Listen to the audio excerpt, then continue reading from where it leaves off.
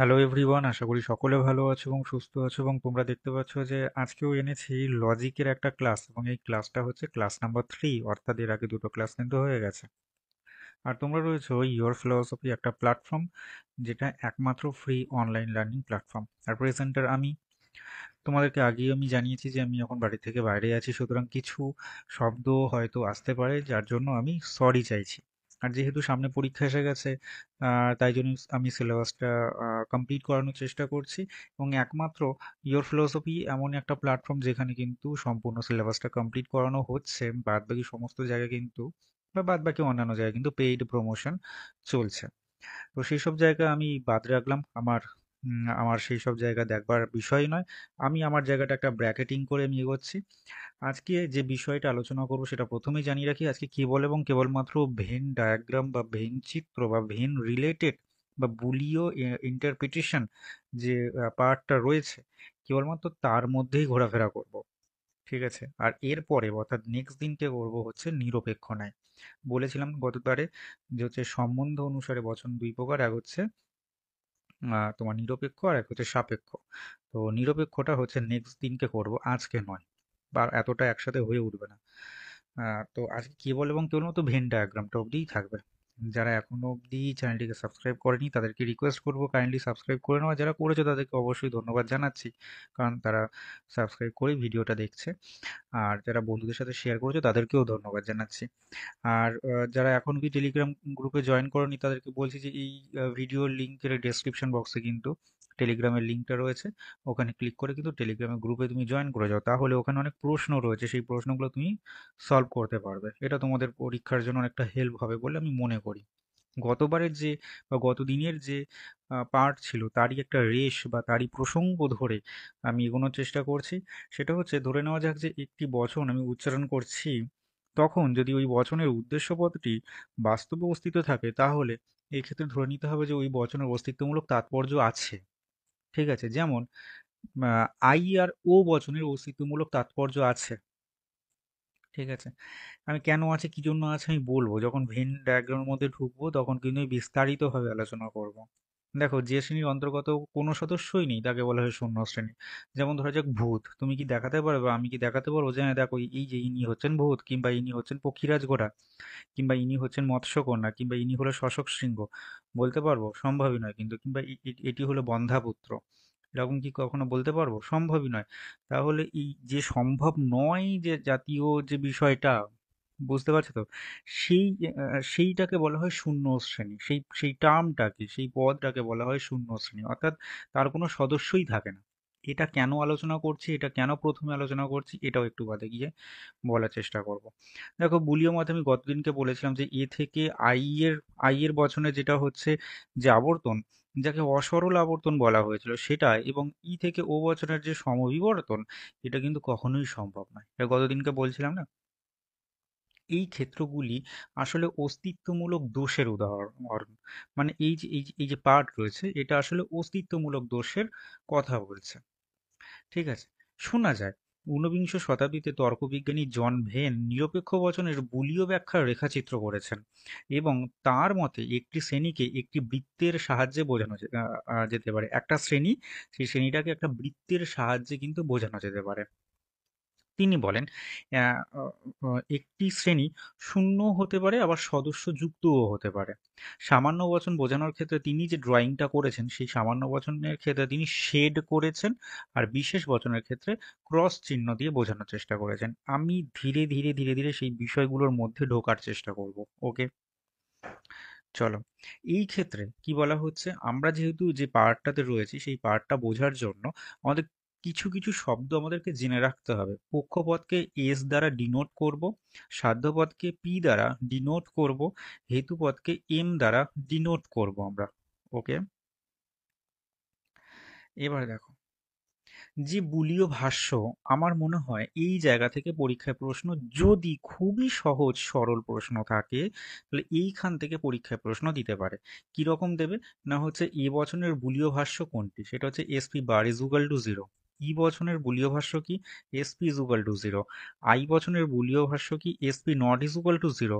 ও বচনের বুলীয় ভাষ্য কি? SP bar is equal to zero.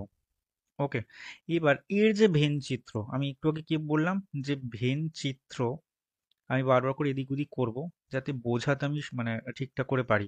John when, ঠিক আছে, জন ভেন তিনি ভেন চিত্র করছেন, ঠিক আছে। তার যে ভেন চিত্র হচ্ছে সেটা হচ্ছে এইটা, এস আছে, পি নেই, পি পি বার মানে পি নেই। তার মানে দেখো এটা হলো এস এর ঘর, এটা হলো পি এর ঘর। এবার এস আছে, তার মানে দেখো কেবলমাত্র এইটুকু অংশতে এ আছে, এই জায়গাটাতে এস পি আছে, এই জায়গাটাতে কেবলমাত্র পি আছে।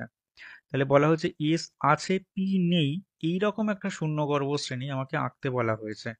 আর কি বলা হয়েছিল, যে সামান্য বচন বোঝানোর ক্ষেত্রে শেড। ওকে, তাই এটা যেহেতু এ বচন, সামান্য বচন, তাই এটা আঁকার জন্য শেড করা হয়েছে। দেখো এই শেডগুলো এই পাশে যায়নি। আশা রাখি বোঝাতে পারলাম। ই বচনের ক্ষেত্রে এটা তো এর আকারটা, তো এর বুলীয় ভাষ্য হচ্ছে SP is equal to zero. আর এর ভেন চিত্রটা হচ্ছে দেখো, এটা হলো এস এর ঘর, এটা হলো পি এর ঘর। আর এসপি দুটো আছে এক জায়গায়, অর্থাৎ দেখো এটা এখানে এস আছে, এখানে এসপি দুটো আছে, এখানে কেবলমাত্র পি আছে, তাহলে এখানে এসপি এই দুটোকে চাইছে, অর্থাৎ এই মিডিল পোর্শনটা। তাহলে এই জায়গাটা হবে কি শেড। কেন শেড? কারণ এটা হলো সামান্য বচন।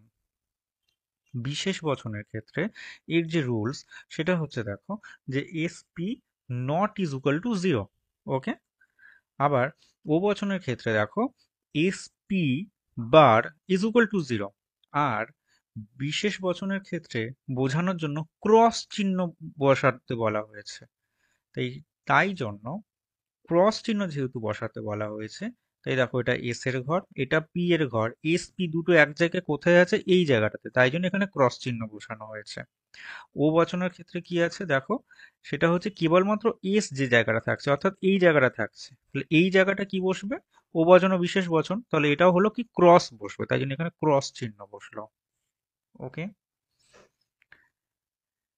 এবার এটা ইংরেজি আর কি। তো দেখো এই যে এস এর ঘর, এটা পি এর ঘর, যেটা একটু আগে যেটা আহ, মানে যে ছবিটা ছিল, ওই ছবিটার ইংরেজি মাধ্যম ছাড়া আর কিছু না। ঠিক আছে, এটা হলো একটা ইংরেজি মাধ্যম। আশা রাখি বোঝাতে পারলাম। এটা হলো তোমার আহ, উম, এ বচনের ক্ষেত্রে, ই বচনের ক্ষেত্রে, আই বচনের ক্ষেত্রে এবং ও বচনের ক্ষেত্রে। আশা রাখি বোঝাতে পারলাম যে এই জায়গাটা কোনটা কোনটা, এটা ইংরেজিতে রয়েছে। এটাও ওই যে চিত্র যেটা রয়েছে সেটার কথা বলা হচ্ছে। এটা হলো এ বচনের ক্ষেত্র, এটা হলো মানে এটা হলো এস এর ক্ষেত্র, এটা হলো বি এর ক্ষেত্র। আমি একটা জায়গায় মানে এইগুলো বোঝানোর পর পর আমি একটু বাদে গিয়ে আমি আর একটা জিনিস বোঝাবো, ওদিকে বোঝানোটা বাকি রয়েছে। এটা হলো তোমার আহ, মানে সামান্য বচনের মানে সামান্য বচনের শেডের আঁকাটা রয়েছে আর কি। আর এটা আর একটা পার্ট, সেটা হলো নিরপেক্ষ ন্যায়ের ক্ষেত্রে আমরা একটা হেতুপদের কথা পাবো। ঠিক আছে, যেটাকে আমরা মানে এই এম দ্বারা ডিনোট করছি, তার জন্য একটা আলাদা ধরনের পদ করা হয়েছে।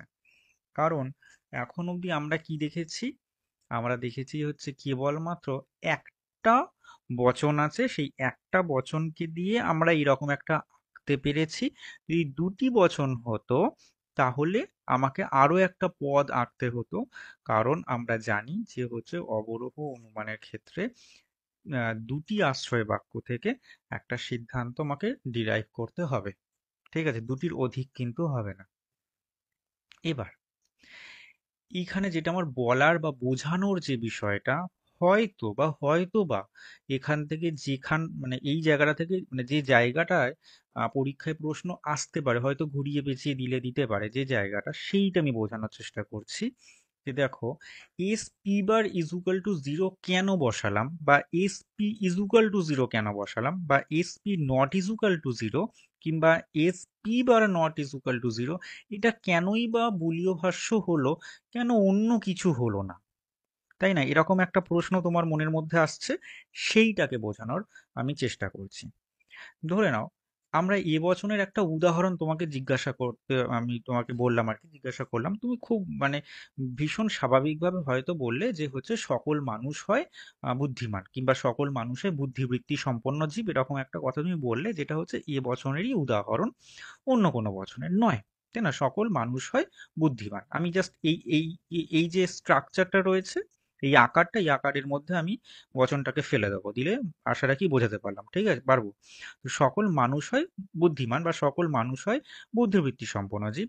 যদি এই রকম একটা একটা একটা বচন থাকে, সেই বচন থেকে কি করে আমরা এই রকম একটা বলীয় ভাষ্য কিংবা বলীয় লিপিতে কিভাবে আমি আমি আসতে পারছি, এইটা প্রশ্ন। ঠিক আছে, দেখো, বলা হচ্ছে যে সকল মানুষ হয় বুদ্ধিমান। এইটা কিন্তু এমনই একটা বচন যে এখনো বোধহয় তোমাদেরকে এই প্রাকল্পিক বৈকল্পিক বচনের পার্টগুলো পড়ায়নি, ওগুলো সাপেক্ষ পার্টে রয়েছে, ওগুলো যাবো আমি কিছু বোধহয় কয়েকটা দিন লাগবে ওইদিকে যেতে গেলে। তো দেখো, এটা হচ্ছে মানে ব্যাপারটাই এরকম বোঝানো হচ্ছে যে দেখো, যদি উম, উম, আহ, আহ, যদি মানুষ শ্রেণীর কোনো সদস্য থাকে, তাহলে সে অবশ্যই বুদ্ধিমান শ্রেণীর সদস্য হবে। মানে এই এই এই মানে এটাকে ব্যাখ্যা করলে এমন দাঁড়ায়, সকল মানুষের বুদ্ধিমান যদি এমনটা বলা হয়, তাহলে এটাকে ব্যাখ্যা করলে এমনটা দাঁড়ায় যে যদি মানুষ শ্রেণীর কোনো সদস্য থাকে, তাহলে সে বুদ্ধিমান শ্রেণীরও সদস্য হবে। ওকে, এবার আহ, আহ, মানে এই এই কথাটার দ্বারা এমন কি দাঁড়াচ্ছে যে আম, মানুষ শ্রেণীর মানুষ শ্রেণীর অস্তিত্ব আছে, মানুষ শ্রেণীর অস্তিত্ব আছে কি মানে এইটা যে বোঝাচ্ছে, মানে এইটা যে বোঝাচ্ছে এমনটাও কিন্তু নয়। মানে মানুষ শ্রেণীর যে সদস্য, মানুষ শ্রেণীর যে সদস্য, সেই সদস্য যে এখানে আছে, সেটাও কিন্তু এখানে বোঝাচ্ছে না। ধরে নেওয়া যাক যে মানে এই লাইনটা দ্বারা এটা বলছে না যে যে মানুষ আছে, মানুষ আছে এবং সে বুদ্ধিমান হবেই, মানে মানে এমন কথাটা কিন্তু আসছে না।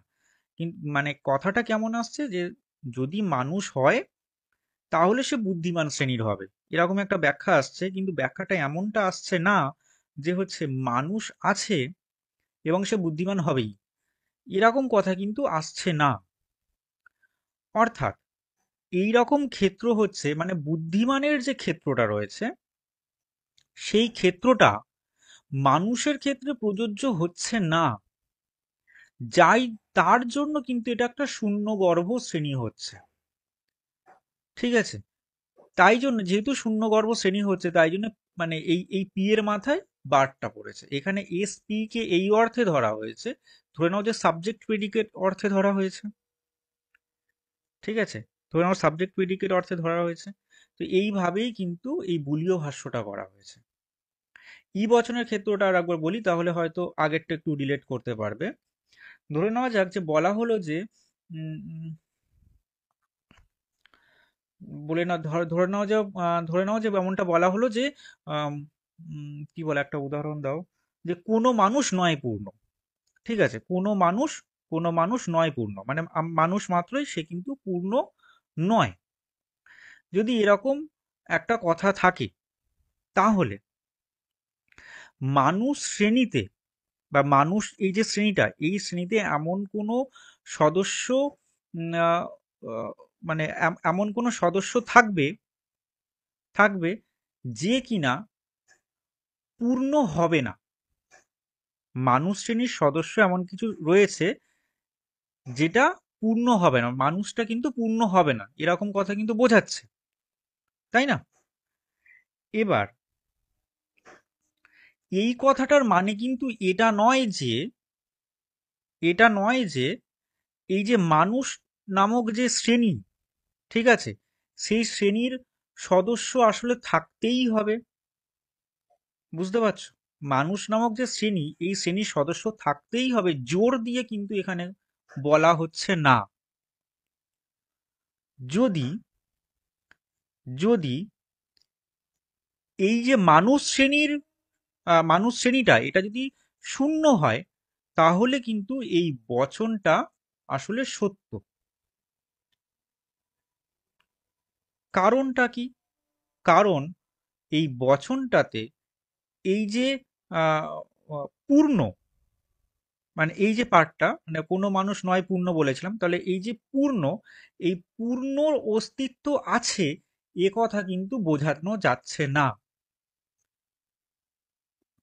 ঠিক আছে?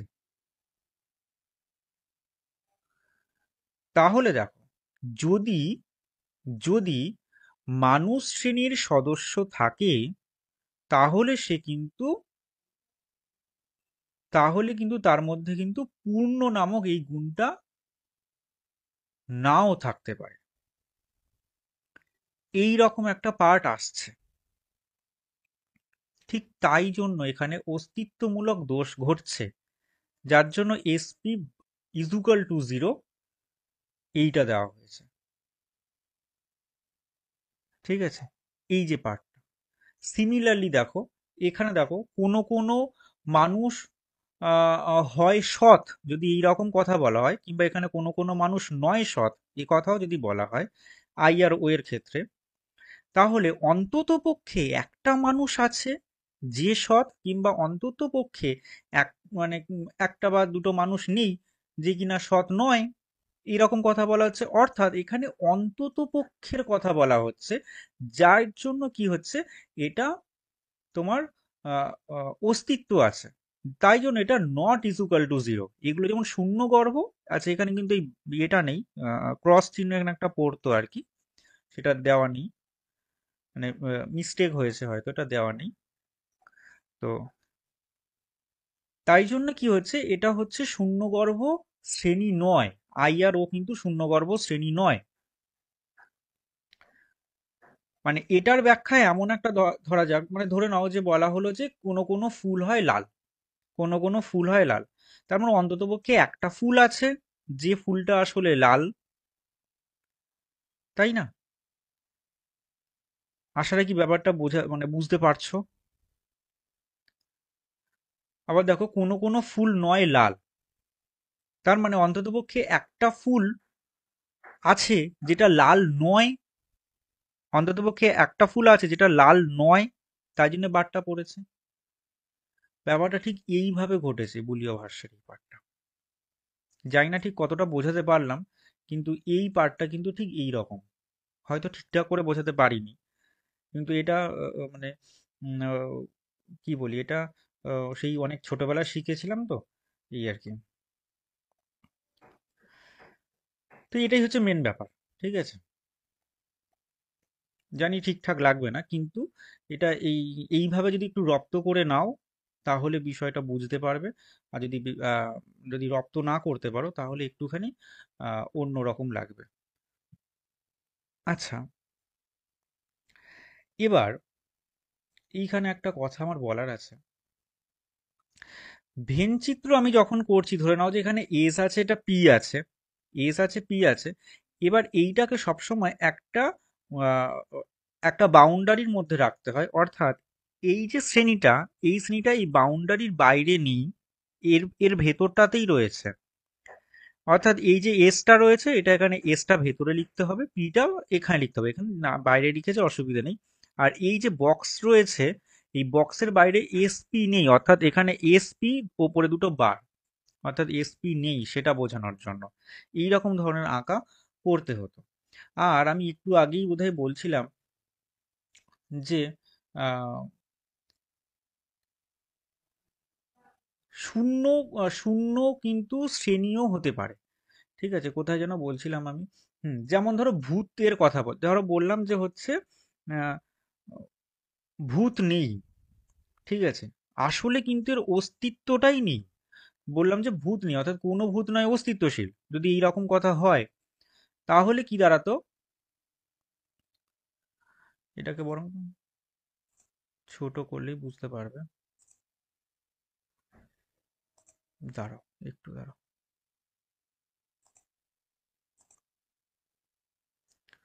আমি এখান থেকে হোয়াইটটা নিই। ধরো বললাম যে হচ্ছে ভূত নেই, তাহলে বললাম যে কোনো ভূত নয় অস্তিত্বশীল, যদি এইরকম একটা ক্ষেত্র হয়, তাহলে এর ভেতরে যে আমি বক্সটা করছি, বললাম যে কি ভূত নেই, তাহলে কোনো ভূত নয় অস্তিত্বশীল, তাহলে ভূতের জন্য আমি ধরো এস নিলাম, তাহলে এস ইজুকাল টু জিরো। যদি এরকম হয় তাহলে এটা ধরো এস এর ঘর, ঠিক আছে? এবার বলছি যে ভূত নেই, এবার বলো তো কোথায় বসবে? আর এইখানটা হচ্ছে তোমার এস বার, তাই এটা বলেছে এস ইকুয়াল টু জিরো, তার মানে কিন্তু শেড বসবে এর ভেতরে, ঠিক আছে? এইটা হচ্ছে মেন ব্যাপার, যে কোথায় শেড বসবে আর কোথায় বসবে না। এই ধরনের কিন্তু বেশ কিছু পার্ট আছে যেগুলো কিন্তু পড়ে ফেলতে হবে। যেমন ভূত নেই, তার পক্ষীরাজ ঘোড়া আছে, তারপর হচ্ছে কি পরীরা আছে, ঠিক আছে? এই ধরনের কিন্তু বেশ কিছু আসে। আবার ধরো বললো যে হচ্ছে উম, সকল সবকিছুই পূর্ণ, না হ্যাঁ সবকিছুই পূর্ণ এরকম ধরো আসলো, তাহলে সবকিছু মানে কি সেটা তো বুঝতে পারছি না। কিন্তু পূর্ণর জন্য একটা পি পেয়েছি, মানে ধরে নিলাম যে এসপি এর জন্য পি, তাহলে P is equal to zero যদি আমি ধরি, ঠিক আছে? তাহলে এটা যদি পি এর ঘর হয় তাহলে সব কিছুই পূর্ণ, তাহলে সব আমি বুঝতে পারছি না, আর এখানে পি নেই। এই রকম ক্ষেত্রে কিন্তু কোথায় বসবে বলতো সেটটা? এই বাইরের দিকটাতে বসবে, ভেতরে কিন্তু বসবে না, ঠিক আছে? এই যে ব্যাপারটা, এটা কিন্তু তোমার মেন বিষয়।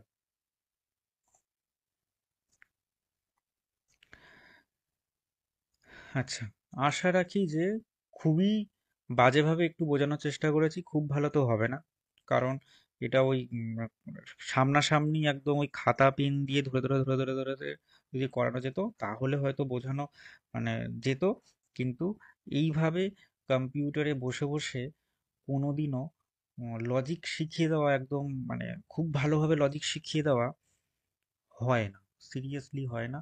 এটা শিখতে গেলে অনেক দিন সময় লাগে। তো এটা হচ্ছে মেন কথা যে আপাতত তোমরা এই প্রাথমিক পর্যায়ে একটা ধরলাম যে কোন জায়গা থেকে পরীক্ষায় প্রশ্ন আসতে পারে সেটা একটু বোঝাতে পারলাম, আহ, আর হচ্ছে কোন কোন জায়গাগুলো একটু গুরুত্বপূর্ণ সেটা বোঝাতে পারলাম। আর এতটুকু দেখবার জন্য তোমাকে ধন্যবাদ। নেক্সট দিনকে আমি অবশ্যই নিরপেক্ষ ন্যায় নিয়ে আসবো।